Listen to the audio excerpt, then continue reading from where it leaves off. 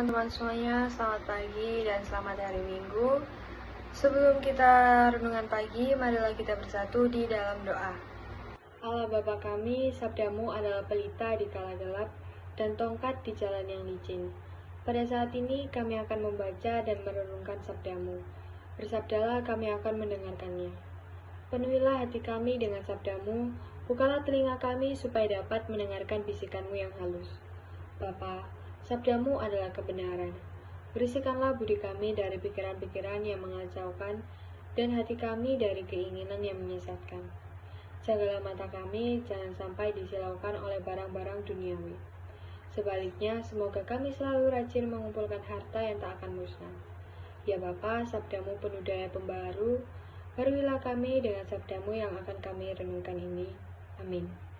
Renungan pada pagi hari ini diambil dari Yeremia 26 ayat 12 sampai 15. Tetapi Yeremia berkata kepada segala pemuka dan kepada seluruh rakyat itu, katanya, Tuhanlah yang telah mengutus aku supaya bernubuat tentang rumah dan kota ini untuk menyampaikan segala perkataan yang telah kamu dengar itu.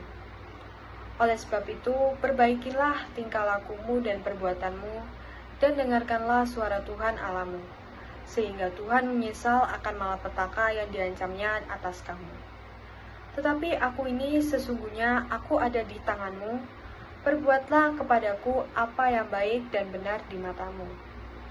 Hanya ketahuilah sungguh-sungguh bahwa jika kamu membunuh aku, maka kamu mendatangkan darah orang yang tak bersalah atas kamu dan atas kota ini dan penduduknya. Sebab Tuhan benar-benar mengutus aku kepadamu untuk menyampaikan segala perkataan ini kepadamu. Amin. Teman-teman yang terkasih, di dalam kehidupan kita sehari-hari tidak jarang kita diberi saran, kritik ataupun nasihat tentang bagaimana kita harus melakukan atau mengatakan sesuatu. Hal ini sering membuat kita merasa sakit hati ataupun marah karena merasa terintimidasi dan direndahkan.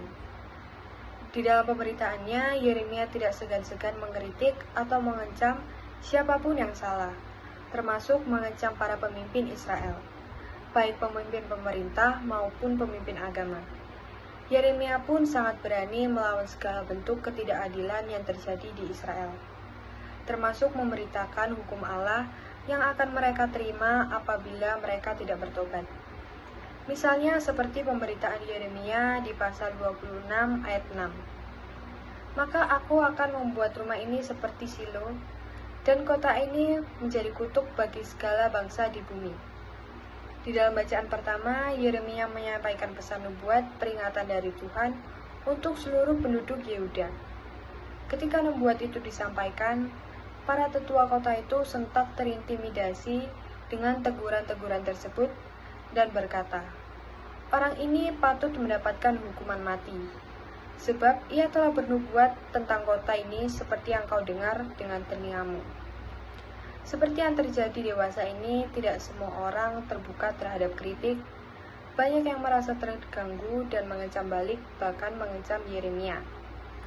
Namun Yeremia tidak takut dan tidak mundur, dan dia tetap berani mempertanggungjawabkan pemberitaan yang telah disampaikannya, termasuk kencaman atau kritik, bahkan berita hukuman dari Tuhan atas bangsa Israel kalau mereka tidak segera bertobat. Nubuat yang disampaikan Yeremia itu pada dasarnya adalah sebuah teguran untuk kita berintrospeksi diri dari kedagingan seperti free sex, judi, merokok, emosian, dan lain-lain. Tidak jarang juga ketika teguran atau nasihat itu diberikan secara sadar ataupun tidak kepada kita bereaksi seperti para tetua kota Yehuda, yaitu dengan cara mengucilkan mereka atau berhenti bersikap baik kepada mereka. Jadi teman-teman yang terkasih di dalam Kristus, mari kita belajar bahwa setiap teguran maupun nasihat bukanlah suatu hal yang mengintimidasi, dan izinkanlah Roh Kudus memimpin setiap langkah kita di dalam kehidupan kita sehari-hari, sehingga kita boleh bertumbuh menjadi lebih baik, lebih indah, lebih kudus, serta boleh menghasilkan buah-buah roh di mana ada kasih, sukacita, damai sejahtera, kesabaran, kemurahan, kebaikan, dan kesetiaan. Jadi teman-teman yang terkasih, marilah kita tutup renungan pada pagi hari ini dengan doa. Allah Bapa yang berbelas kasih, sabdamu adalah kehidupan kekal, daya hidup dan perutusan kami. Naungilah kami dengan Roh Kudus agar kami dapat melaksanakan misi putramu menyampaikan kabar baik kepada sesama yang miskin dan berkekurangan.